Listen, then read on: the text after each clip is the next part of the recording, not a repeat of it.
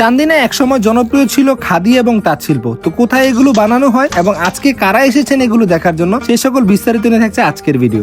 Hello guys, কেমন আছেন সবাই? আশা করি সবাই অনেক ভালো আছেন। আমার ভিডিও দেখে শুধু সাভার থেকে 3 জন অতিথি চলে এসেছেন এই খাদি শিল্প দেখার জন্য এবং তাদেরকে নিয়ে সোজা চলে এসেছে আমাদের বেলাশ্বর গ্রামে, যেখানে এখনো খাদি এবং তাঁত শিল্পের কাজ চলে। তাও মাত্র 2টো কারখানায় 2 জন মানুষ, তাও তারা একই ফ্যামিলির।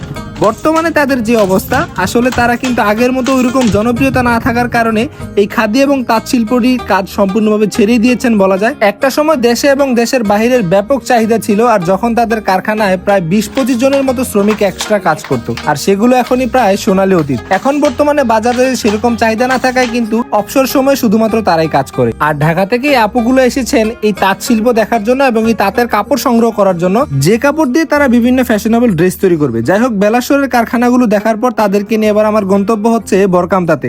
আর চান্দিনার রাস্তার যে বেহাল দশা সেটা বলার কোনো লাভ নেই। যাই হোক, আমরা বরকামতা এলাকায় চলে এসেছি। সেখানে গ্রামীণ খাদি ভান্ডার নামে একটা কারখানা রয়েছে, যেটা খুবই জনপ্রিয় ছিল এক সময়। সেটারও কিন্তু এখন বেহাল দশা। সবগুলো মেশিন প্রায় বন্ধের দিকে, শুধুমাত্র একটা মেশিন চলে, তাও এটার মালিক যিনি, অবসর সময় তিনি একটু সময় দিয়ে থাকেন। কিন্তু ওনার কাছে বেশ অনেক কালেকশন ছিল, যেগুলো থেকে আপুরা কিছু কালেকশন পছন্দ করে এখান থেকে কিনে নিয়ে যায়। তো আপনারাও কিন্তু চাইলে খাদির এই কালেকশনগুলো এখান থেকে সংগ্রহ করতে পারেন।